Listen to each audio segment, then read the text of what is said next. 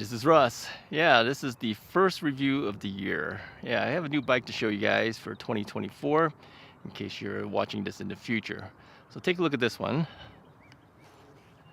This is the Freedare Eden.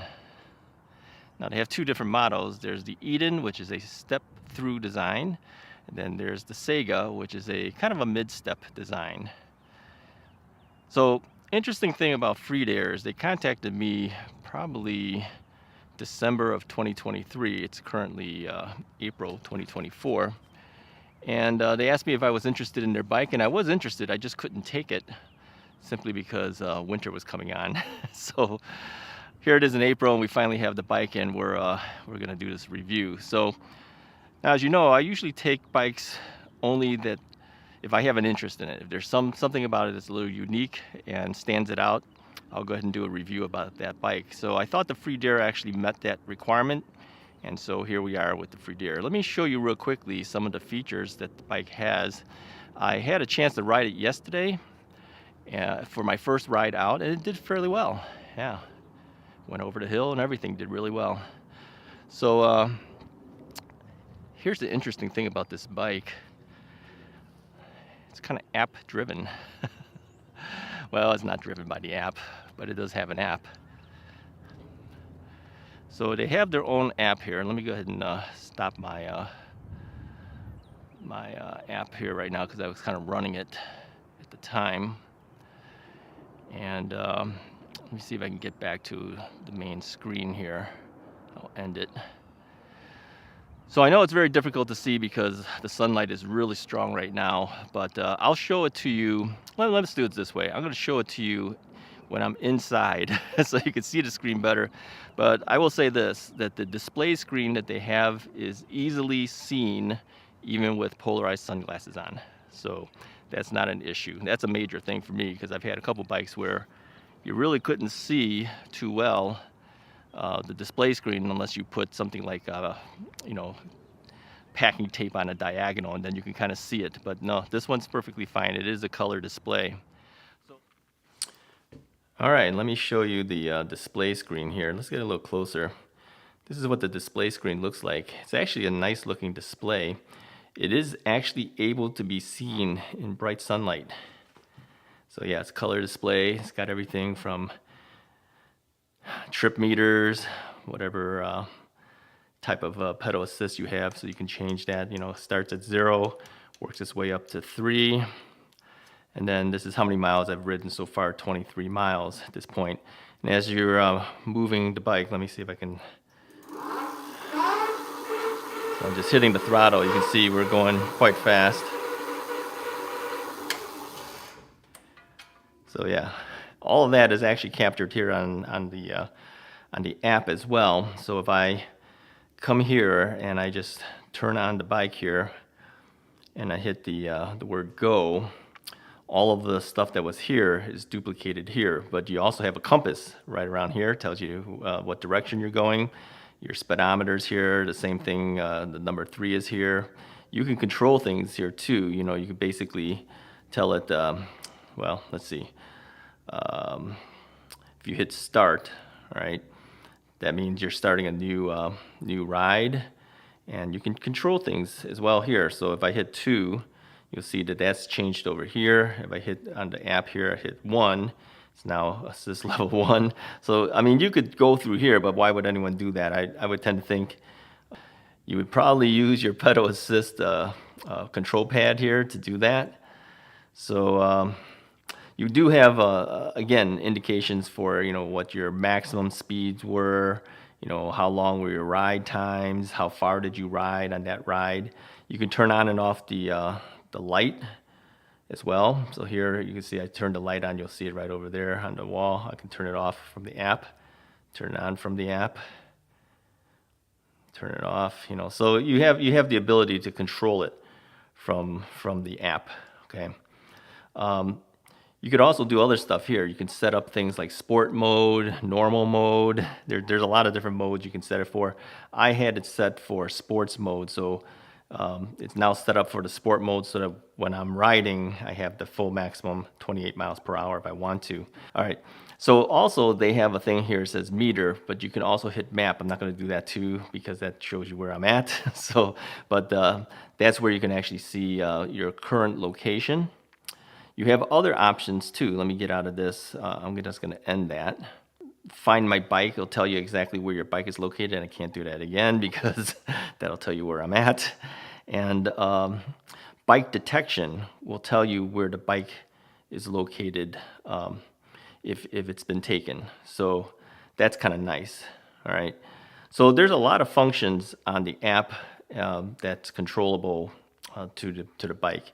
You can turn on and off your bike as well. So if I hit lock, you'll see here, once it locks, it shuts the bike down. And you can unlock it here too. So I'll make sure it's on, hit unlock. And if you wait a second, you'll see that that'll turn itself on. There you go. Now, even though you lock this, that doesn't mean someone can't come over here and turn it on and off, if they're messing with your bike. So it's not that they can't steal your bike, because they can. They can ride it too. It's just that the app allows you to turn on and off the bike. So not truly 100% where, some folks have said that, they can't steal this bike. Yeah, they can still steal the bike. The only thing this is going to do is it's going to tell you when someone's messing with it, and it's going to tell you where it's located. As long as they haven't pulled the battery out of the bike, it'll still send a signal off to you and tell you exactly where your bike is located at. So that's really what it's going to do. So the bike itself is set up stock except for a couple of items. So I put on a side view mirror as I usually do.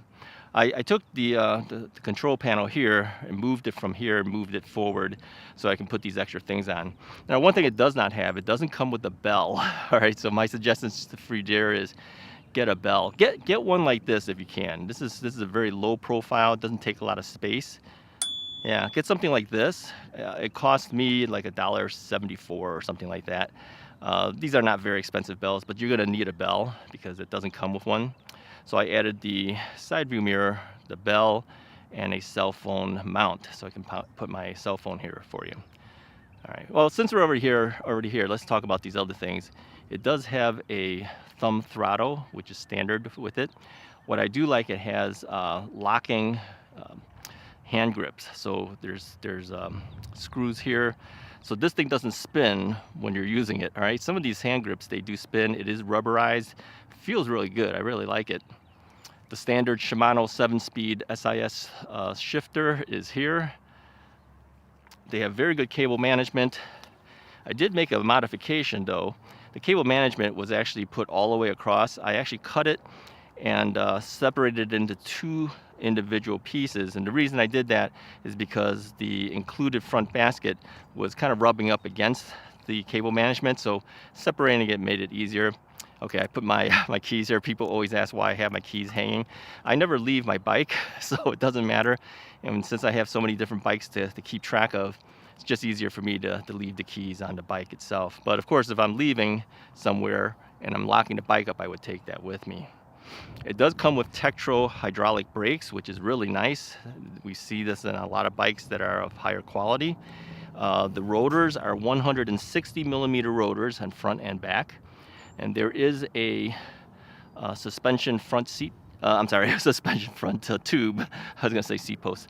Suspension front tube on the front fork. Okay, so that's kind of nice. There's also, of course, front headlight, and this is actually driven by light. If it's dark, the light will kick in automatically. You can, of course, manually turn it on as well.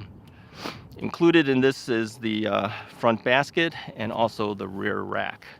Now, the interesting thing about the bike, it does not have a rear light that is connected to the system.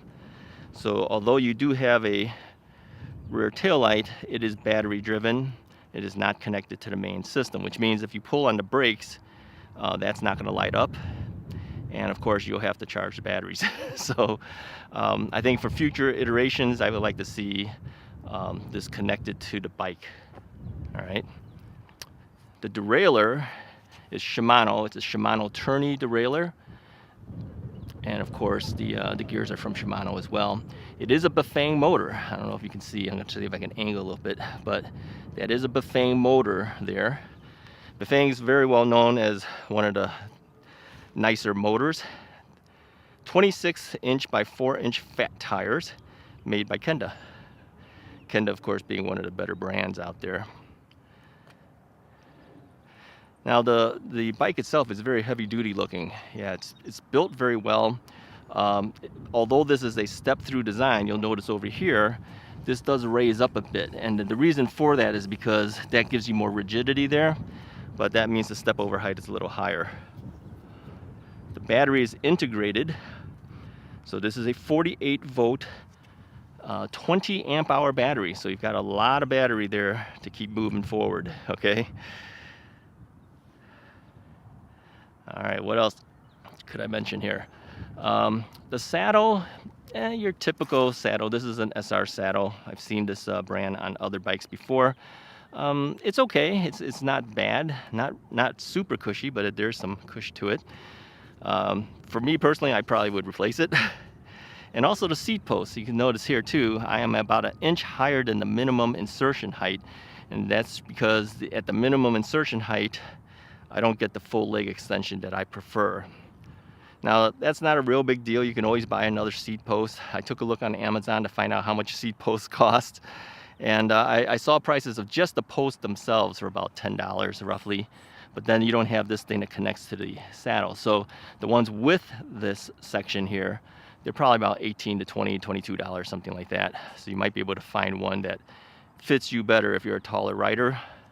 It is a 30.4 millimeter seat post that you need. Okay, it's of course quick release. Front tire is not quick release. It is a through axle. I personally prefer the through axle. They can't steal your axle, can't steal your bike's front tire very easily unless they have wrenches to do it. Plus, I always kind of thought that the through axle design is actually stronger too. Pedals do not have the little spiky things. They're kind of rubberized here. Still works. It's perfectly fine. These are also, I think they're made by Welgo as well, which is a brand we see a lot. Now, some of the advanced features of the bike allow you to do certain things on there. We'll talk a little bit about it as we ride it a little bit. But overall, the ride is very good. Yeah, I like it. So that's what's included. Oh, price, $17.99. They have a sale price right now at $15.99. The step over version is at $14.99, but the step over version does not include the rear rack, and it does not include the front basket. You can buy those, and it doesn't include the fenders. This includes everything here. Fenders are plastic. You can buy those. I think it adds about $100 to the bike. So if you have the step over Sega version, you're looking at about $100 less expensive than this bike currently on sale. I think it's like $14.99. If you add all those features, it becomes $15.99, which essentially is the same sale price as this bike with everything on it. So essentially the two bikes cost the same if you spec out everything with the same options on there. But again, these things that you see here comes with the bike, so that's a good thing. Now let me see if we get on this angle here. This is not a height adjustable one, but I find it's actually very good anyways. It's not so bad as I'm riding, because if you take a look at the handlebar, it's not a straight handlebar. It kind of curves towards you, okay? And because of that, you're not reaching forward as much. You're not having to go forward. It's closer to you. I actually like it a lot. I didn't think I would, but I actually do. All right, so that's I think the overview of the bike. Pretty much covers most of it. I'll put more specifications that you can read that I'm sure I'm missing. Things like I think the weight of the bike is like 84.3 pounds, something like that, with the battery. But yeah, the torque of the motor is 80 Newton meters. It is a 750 watt motor that peaks out at 1,000. All right, let's give it a ride and see how it goes. All right, let's take this for a ride. Now, another interesting thing is this is a torque censored bike. This is not a cadence sensor bike, which means the more effort you put into the pedaling, the more your bike will respond as well. Now the pedal assist that you see over here, see if I angle my camera there, there's a plus and minus button here. It goes from 0 through 3. That's a little different than some of the other things that we've seen before in the past. Yeah, usually we see 5 levels, but I think on a torque sensor bike, 3 is actually fine, because it's really kind of based on how well you actually pedal, if you pedal harder. So I think 3 is perfectly fine to do. I've gotten used to that. But you know, a lot of times on my cadence sensor bikes, I'll put 9 levels, so I can pick middle speeds and the like. But on a torque sensor bike, that doesn't really matter so much. If you don't want to go fast, don't pedal as hard. You want to go faster, pedal harder. And of course, you do have 7 levels of gears here. So with your gears and your 3 levels of pedal assist, that's plenty. Now, an interesting thing is on the app, there are different modes. There's like an eco mode, I don't know what they call it, basic, eco or something, and sport. I have it in sport mode right now, which is essentially means that it's going to give me the most power if I want it, okay? So you have your throttle to use, you have your torque sensor pedaling to use. Let's get through some of this muddy area. It did rain several days before, but yesterday when we had the total eclipse of the sun in the Chicago area, we didn't really see that, but it did get a little darker, yeah, when it happened. So that was interesting during my first ride with the bike. I'm trying my best to stay within about 15 miles an hour on this path. We'll go faster when we get out on the street. It is rated as a class 3 style bike in the sense that if you pedal it, it'll go to 28 miles per hour. But the interesting part is if you throttle it, it'll also go to 28 miles per hour. We see this on many bikes, although pure class 3 would mean that the only pedaling should bring you to 28, and then throttling should only bring you to 20. But this one does 28 on both. Now the interesting thing about the bike is because since there is an app, which I have running with me, I don't know if you can see that,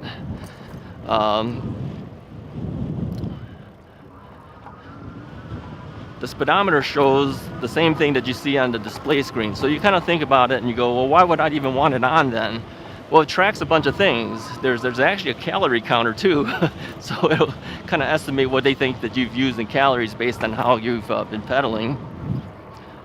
There's a map on here too, with a compass. Yeah. And another interesting thing is if you let's hit the button here. Hold on. Make sure the car stops for me. There you go. I wanted to hit him with the bell just in case. Yeah, the other thing that's interesting is if this is on, you get all these advanced functions. You can see what your battery is. There is a system on here that will track your bike. If someone were to take your bike, it will, if they move your bike, I should say, if they move your bike, it'll send a signal to your phone, and it'll essentially say somebody's moving your bike. Thank you. Now, here's an interesting thing that I find. Okay, people always wonder, does it really work? Yeah, it really works. Okay, I've had it where it's been sitting inside the house, and then I have my Roomba, which is your automated vacuum thing. It'll automatically kick in, and it's just vacuuming while I'm not at home. Bumps into the bike, sets it off, sends me a signal, and I'm miles and miles away. So yes, it does work. Dogs are always trying to get me. It does work. But here's the thing with this sensor on the bike, it's very sensitive. I've noticed that even if I have it just sitting in the house and I walk past it, and if you walk a little heavily and you jar the floor a little bit, it sets the sensor off. Yeah, I'll get a signal for that. So well, here's another suggestion to Freedare in the future I'd like to see is maybe an adjustability of sensitivity of that sensor that's on the bike. Because I think it would be bad if if it's out there and very heavy winds, you've tied the bike up somewhere with the lock, heavy winds push it, and then you get a signal that someone's messing with your bike. But in reality, it could be just the wind. So that's another suggestion to make this bike a little bit better, but at least it has some type of thing to do that. They call it an anti-theft. I'm not convinced it's really anti-theft. If somebody wants to steal your bike, they can still steal it. They can still turn on the bike without the app. You can turn the bike on with the app though. You should realize that. In fact, you can control a lot of things with the app. It controls the type of ride that you want. Like I said, I have it set up on sports mode. That's all controlled by the app, all right? So you kind of need the app to be able to control more on the bike than just what the standard things you can do on the pedal assist controller, like other bikes would have. All right, we're gonna do our hill test here. This is usually where I go. I did it yesterday, did really good. So I'm fully expecting it will do well too. So what we do is we stop at this bridge, at the base of this bridge. We'll stop as much as we can without falling off, and let's put it like that. Okay, and then we're just gonna throttle, all right? Now, I'm not gonna pedal or anything like that. I do have on pedal assist level 3, which means the throttle will go as fast as it could possibly go. It is gonna go up in speed, and then it'll start slowing down. So we'll take a look at it on the video when I finally get it. And we'll see how it really does. But right now, from what I'm seeing, it's 17.16, 15, 15.0. That's what I see. I'll confirm it again when I take a look at the video later for editing. But 15.0 puts it at right almost matching the top contender that we've ever had for e-bikes. That's pretty good. I think the top contender only beat it by 0.2 miles an hour faster. So essentially, yeah, they're just equally as good. It's 80 Newton meter torque on this motor. So very capable, very capable.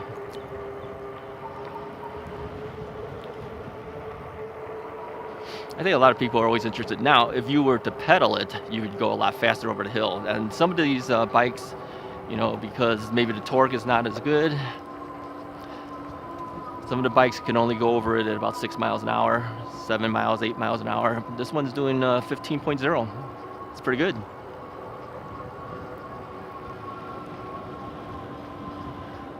So as far as riding feel, I think if you replace the saddle, it would feel really good. Saddle's okay, it's not bad, but the thing is with a lot of manufacturers, they don't know what you're really gonna like for a saddle, so they kind of put what they think would be acceptable to get you going, but pretty much everybody changes out the saddle to the type that they like best anyway. So yeah, I would change it out, or even consider a suspension seat post, with the saddle, something like that. Yeah, you could add a lot of stuff to your bike. You could always make a bike better if you wanted to, right? But I think for the price that they have it for $15.99 on sale currently, that's a pretty good deal for this bike. It's got plenty of power. It's got some advanced functions. It's got a torque sensor. It's got plenty of torque going over hills. It's got an app. The app will tell you if somebody's messing with your bike. Now, here's the thing with the app. It'll send it to you really quick, all right? If the alarm thing goes off on your phone, it'll, by a phone call essentially, it'll text you saying your bike has been moved. But it'll take it another 10 minutes before it'll send another one. So you have to kind of react to that one, otherwise you won't get another call until now 10 minutes later. By that time, your bike could be gone, all right? Because as we know, thieves can cut through chains and locks pretty easily. So if you get a signal, you have to react. Now it also has the ability to find the bike's location, right? Because it's got a GPS function in there. So wherever your bike is located at, It'll tell you where it's at. Kind of cool. Lean over here. There's a map function on there too, so you can kind of see where you're. I'm gonna wait for this thing. I'm not gonna go through. It's about ready to stop.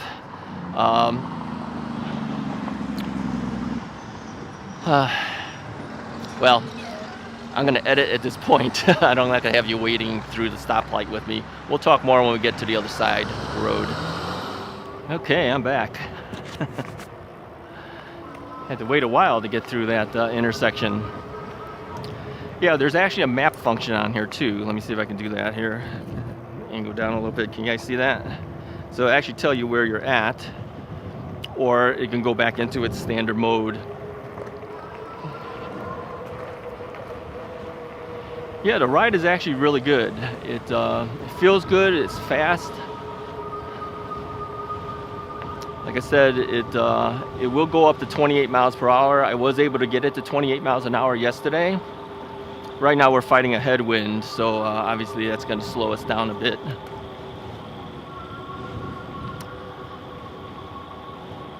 So is everything perfect on this bike? No. I don't think every bike has its little things I think could be improved. So here's a couple of things that I feel that could be improved on a bike. First off, front basket, okay? Front basket's included, rear rack is included, but the front basket has no bottom. Yeah, it's kind of clear. It's got a couple of bars across it on the bottom, but you know, if you put anything there, it's gonna fall right through it. Some baskets from other companies have like a wooden bottom to it. I think I'd like to see something like that. If you don't have one, you'll have to fashion something if you want to carry anything that might fall through that basket. It's also not very deep either, it's kind of shallow. But at least they include one. I mean, that's better than not, right? But it could be a little better. See, I mean, everything could be a tad better here and there, but you know, it's not going to kill you. You can deal with it. Battery seems quite long. I rode, I think, about 13 miles yesterday, and I was down maybe 66% of the battery was still available, something like that. You could set up the battery on the top here to percentage or by voltage. Some people like it by voltage. I currently have it set for percentage. I think that's how it defaults to. We're currently at about 87%. I've been throttling a lot. I've also been pedaling as well. I'm pedaling right now. The torque sensor is actually pretty nice on this one. You can definitely feel it kick in once you start pedaling. If you pedal harder, it will speed up. So the motor will help you more as you pedal harder. All right, let's get through this intersection here first. This is a tough intersection. I've always said that they really need a light or something here.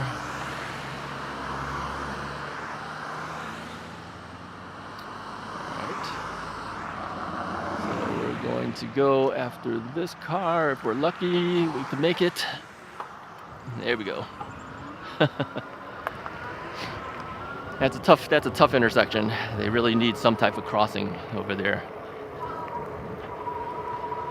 The brakes are good. They're Tektro hydraulic brakes.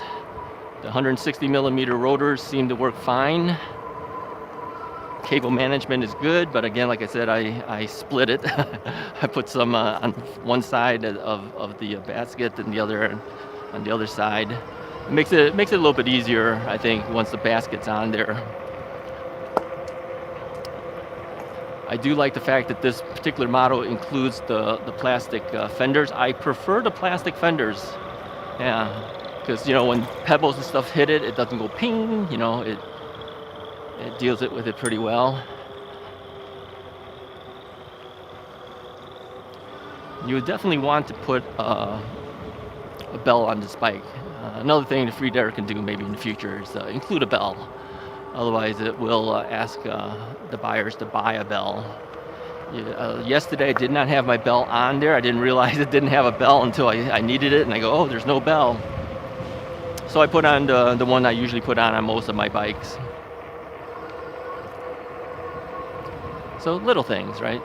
Here's another thing that's interesting. It is the best packed bike I have ever seen for shipping. I'm not kidding. It is the best I have ever seen for shipping. It is packed so well. I'll throw a couple photos up here so you can see it. they may not pack it like this in the future. The packaging, it makes it very big, and so UPS and FedEx cannot take the bike. So they had to ship it by truck line, with a furniture truck line.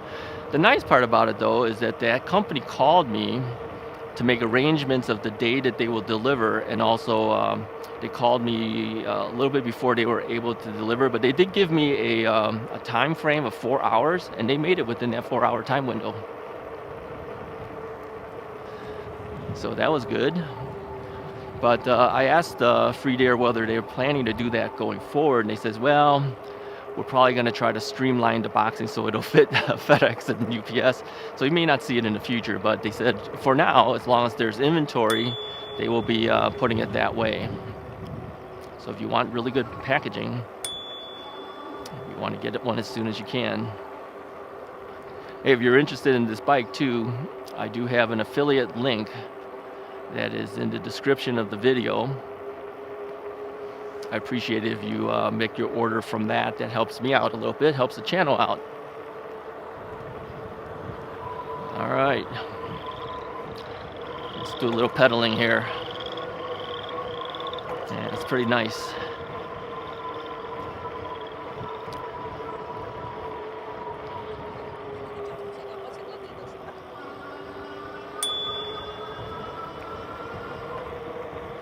I will say that the bell on this is pretty good. It's pretty loud. Now, there is a 15-mile-an-hour limit on this path. I've been going like 19 and 20. So I'll slow down a little bit, try to stay within the rules here. You know, sometimes it's hard to do that. If you hit 15, I mean, you just go a little bit, or if you go downhill a little bit, it speeds up by itself, you know? So it's kind of hard to do that.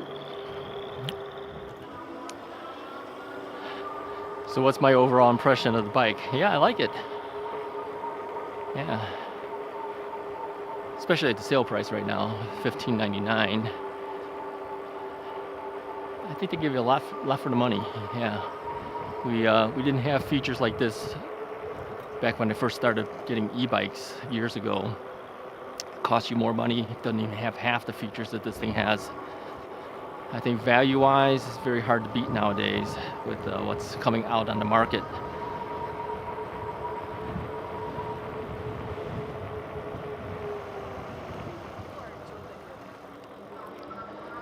Sometimes people are walking and messing with their phones. They don't realize they're on our side of the lane. So yeah, overall, I like the bike. I think they have a good future ahead of them if they continue making bikes like this. Yeah, make some modifications, Freedare. You know, consider the suggestions that I offered. You know, trying to make that that sensitivity something that's variable, something that people can set. You know, more sensitive, less sensitive, that type of thing. I think that would be helpful. Hey, if you like this video, go ahead and hit the like button. Hit the subscribe button if you haven't already done so. Use the affiliate link in the description of my video. That helps out the channel. I appreciate it. I'll talk to you guys next time.